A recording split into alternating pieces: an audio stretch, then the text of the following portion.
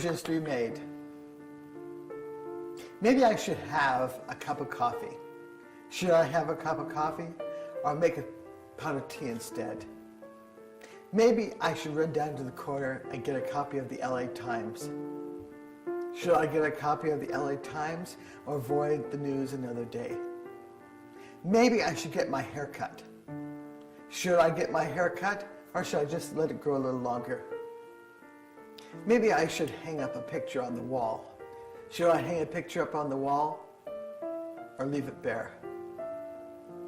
Maybe I should travel the world. Should I travel the world or should I just stay at home and tend to my garden? Maybe I should get married before I grow old. Should I get married before I grow old or am I the marrying kind? Maybe we should have that conversation about you, about me, about us. Should we have that conversation or never say a thing? Hi, I'm Tim Tipton, your host for Rhyme Without Reason. Welcome, and thank you for finding your way to my program.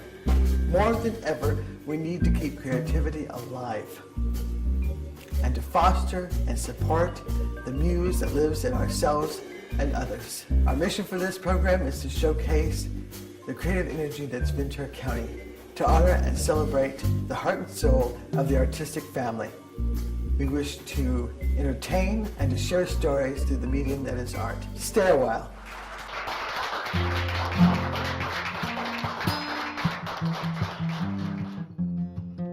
Love happened to happen before, to happen before, to happen before, to happen before love happened, before love happened. That's how we happen to say what happens is happiness. Love's been busy with you, busy with you, busy with you and your lover too before you ever knew, before you ever knew. That's how we happen to say what happens is what happens to be true. So no, nobody ever told you who love is. This happens to be a mystery of his, hidden away in your heart until the day your heart is swept away with immortal bliss. Quick as a kiss, love happens. Lilac and lilies spilling over the wall, just to catch a glimpse of the city and all. Over by the river, rambling like a rambling road. Wherever she started from to wherever she goes. Rip and winkle, twinkle, twinkle, little star.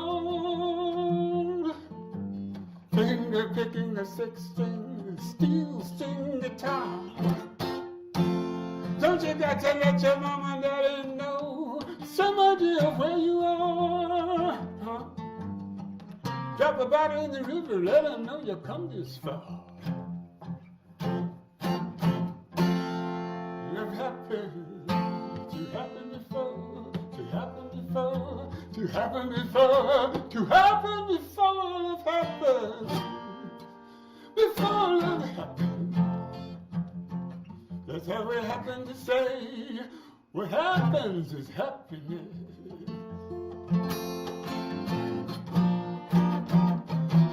Happiness, yes, yes, yes,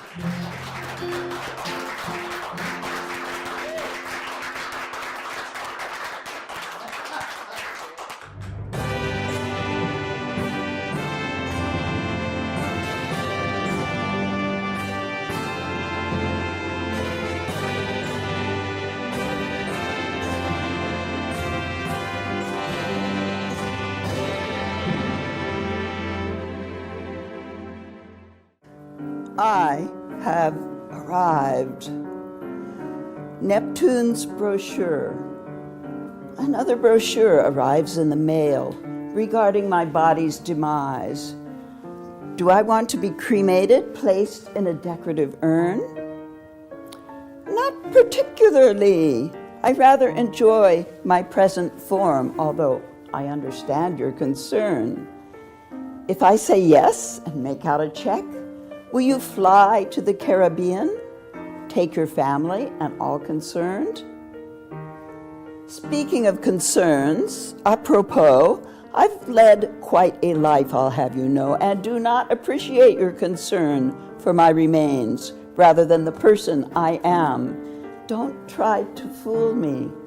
I know it's the trip to the Caribbean you're after.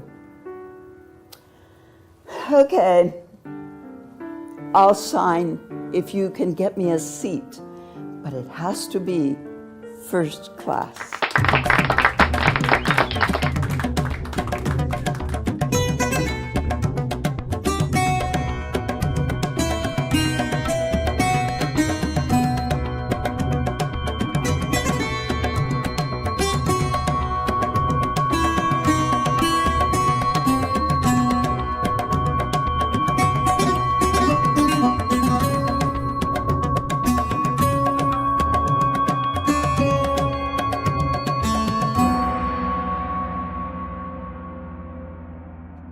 So if I could just provide a little context for this next piece.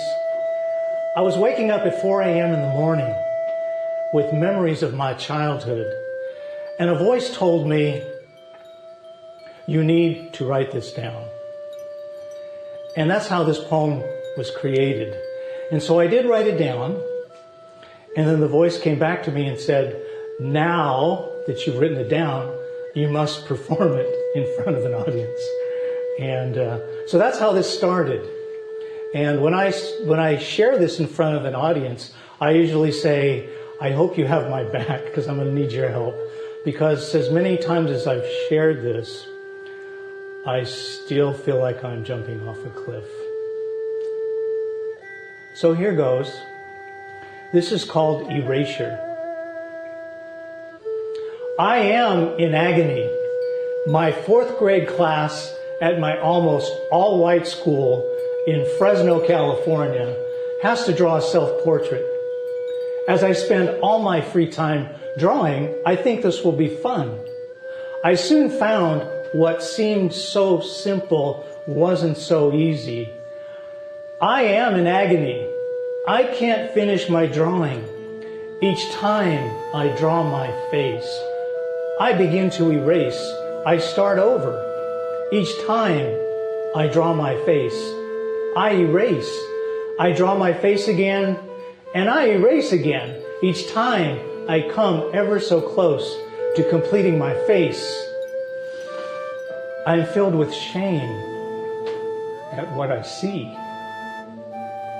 For what I see staring back at me is this Chinese face. Something I knew even at that tender age was unacceptable.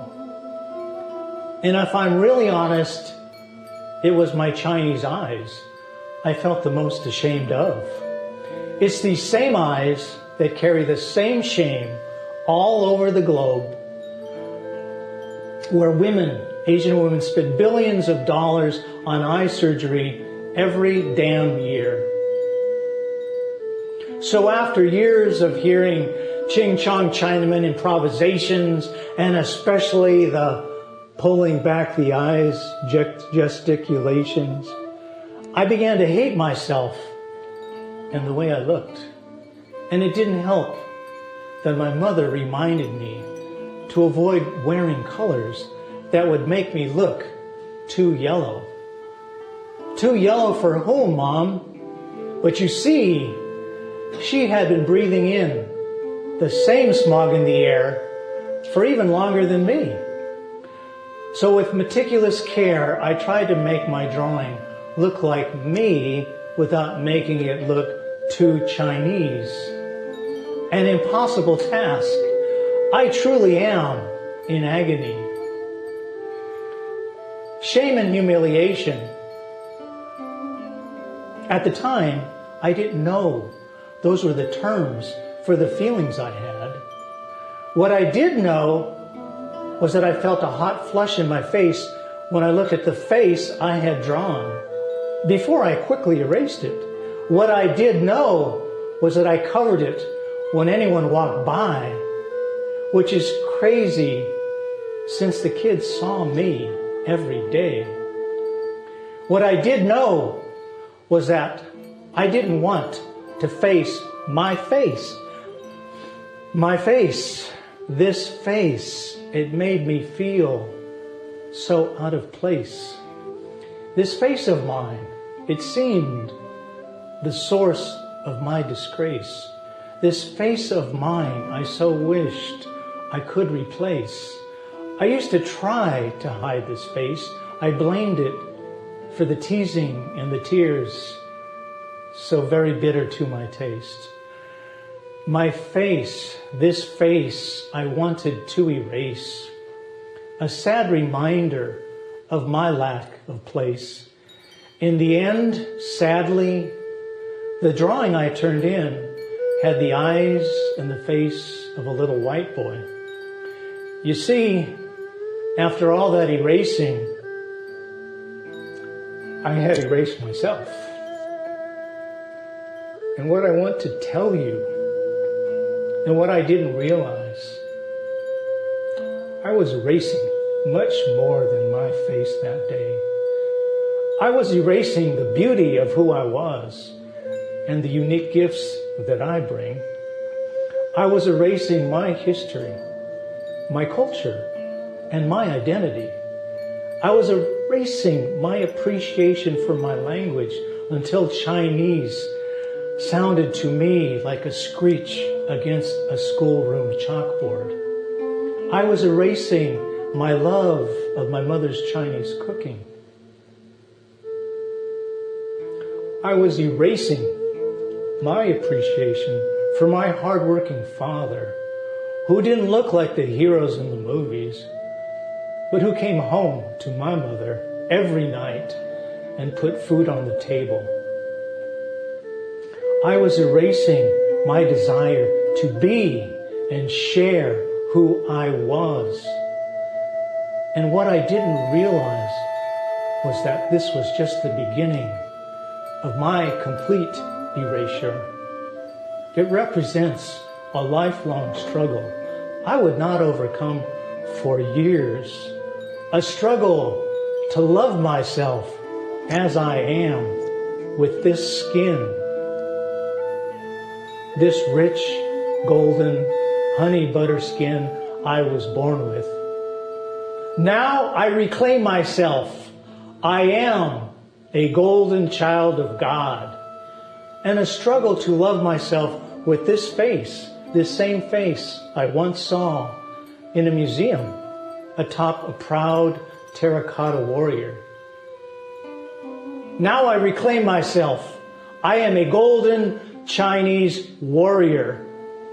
And especially, yes, especially, a struggle to love myself with these eyes, my beautiful, wonderful, black obsidian eyes that tell the story of my ancestors, if you only look deeply enough into them. I have told very few people my entire life, but I'm telling all of you now. This is a story I would forget for years and then rediscover.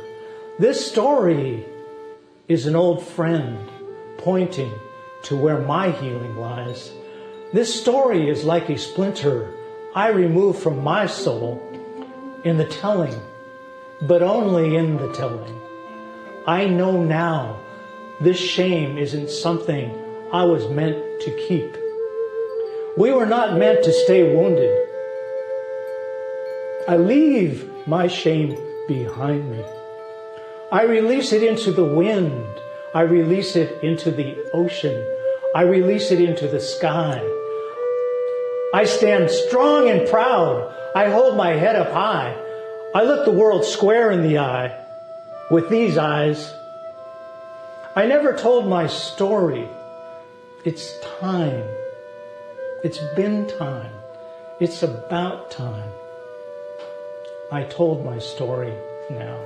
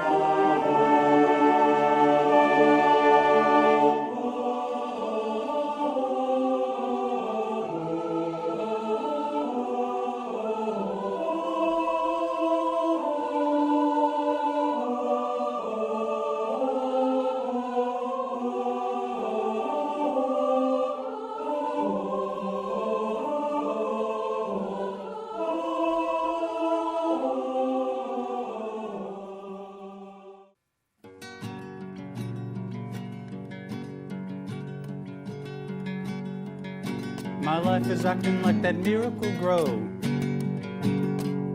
My little body wants to be your number one miracle hole. There's 100 million billion things that by now that I know that I should probably know, but they scatter whenever the wind doth blow. When the wind doth blow. When the wind doth blow. When the wind doth blow.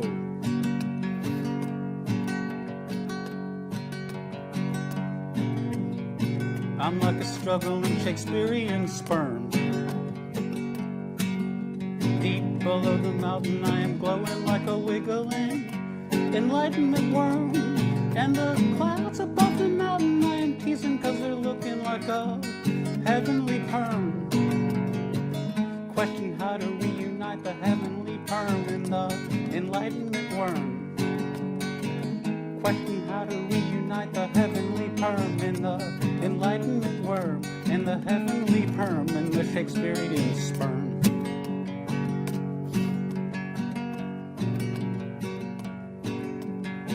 Please, Lord, let them paramedic birds carry me to the Falcon Hospital where they can cure me in the nook of the limb on the side of the tree. Then use me as a plank in the holy ship that is so worthy of the sea.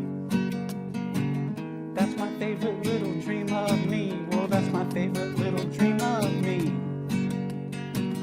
That's my favorite little dream of me. Well, that's my favorite little dream of me. That's my favorite little dream of me. Well, that's my favorite little dream of me.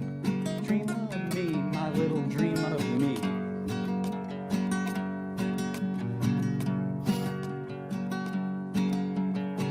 My life is acting like that miracle grow. My little body wants to be your number one miracle hole. There's 100 million billion things that by now that I know that I should probably know, but they scatter whenever the wind doth blow. When the wind doth blow. When the wind doth blow. When the wind doth blow. When the wind doth blow. When the wind doth blow. When the wind doth blow. When the wind doth blow.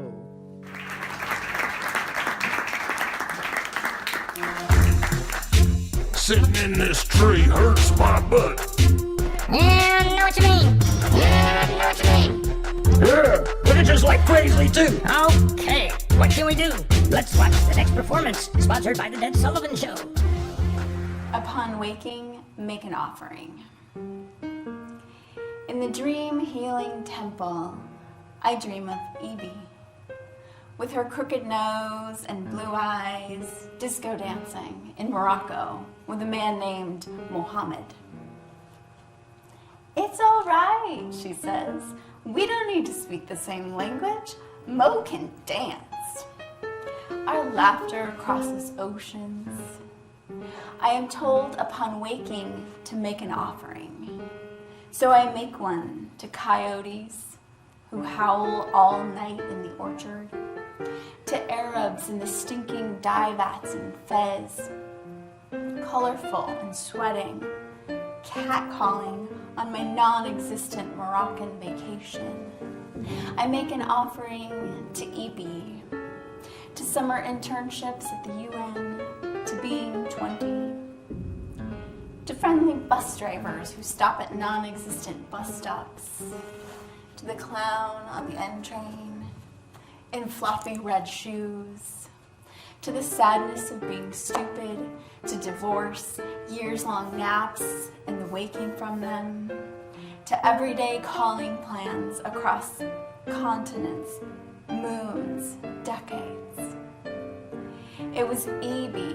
who held the camera as I stood on the edge of known continents in gold light, making an offering of ocean to my infant daughter's toes.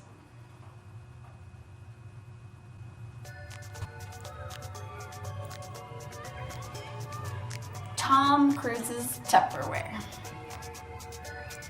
When plastic was going out of fashion, even high-quality BPA-free plastic, and the Cruises were switching to glass, the Cruise Holmes family gave away their old Tupperware to James, one of their private chefs, who later, after watching me do pull-ups at the YMCA, became my boyfriend. And when he went to all class, he gave them to me. This is how I came to have Tom Cruise's Tupperware.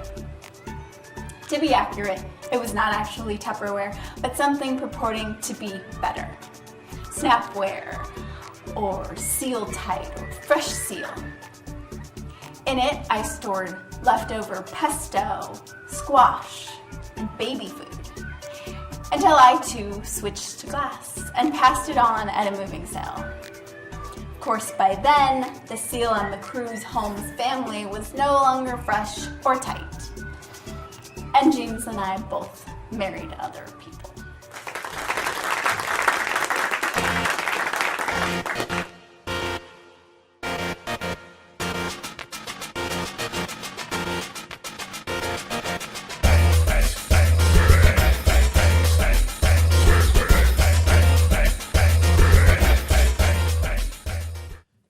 Is this all a dream? Is everything as it seems? And if this is all a dream, and everything is how it seems, then everything in my view is light reflected on cue. And with everything in lieu, I'm glad that light reflects off you.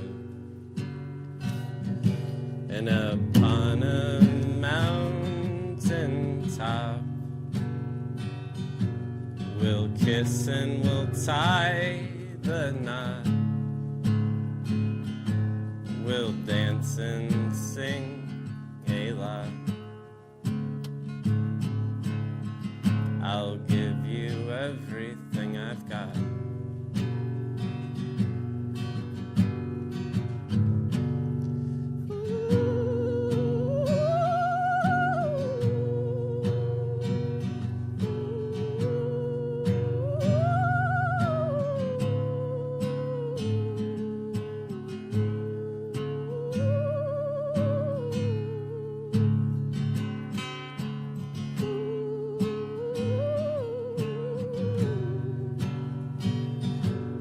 Skies may pass us by, but we'll stop the clouds to say hi. We'll wave our hands and smile. Then I'll stare into your eyes for a while, and we'll talk about our parents' woes, and how we'll have none of those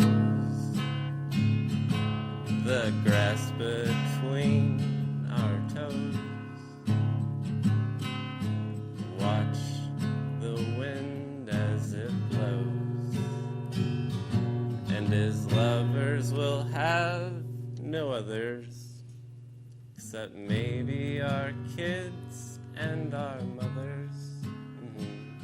But the difference between you and them is the meaning of the rings upon our hands. That's our show. We hope you've enjoyed this little taste, and we'll be back soon. Please feel free to share this program with your friends and family. Thank you for supporting art in the Seaside community, and thank you for watching our show.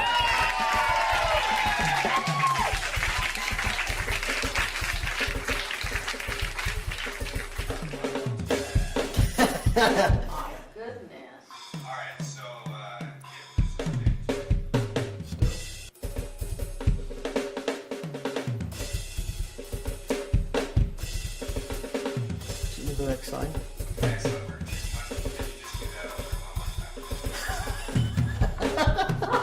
This is 9. Thank you. Is that it? This is 8. Yes, you are looking so good on camera. Thank you. How do I sound? Oh, I'm sorry. Leave it there.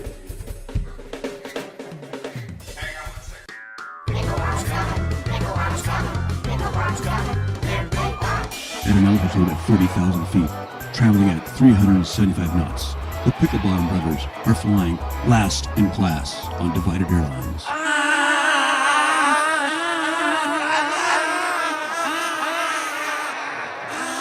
Why did you have to argue with the stewardess? What difference does it make what kind of sweet low she puts in your coffee? This is all your fault. There's a difference. There's a big difference. It's like taking the cherry off a banana I split. just made my point. That doesn't make a bit of sense. This is all your fault. Well, don't look at me. You were the one who wanted a seat with a view, and besides, it was your friend in first class. Hey, that was Jack Smith. The Jack Smith from the Dead Sullivan Show. But you didn't have to yell, "Hi, Jack! Hi, Jack! Hi, Jack!"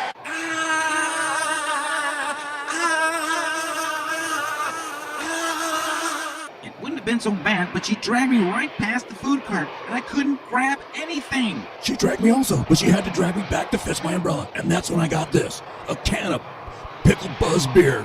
Bottom barrel. Pickle Buzz beer? Pickle Buzz beer?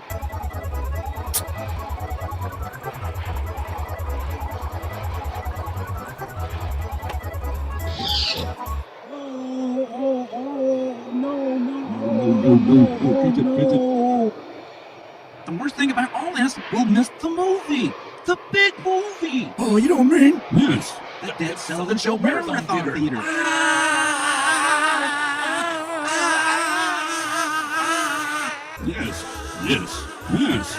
Yes.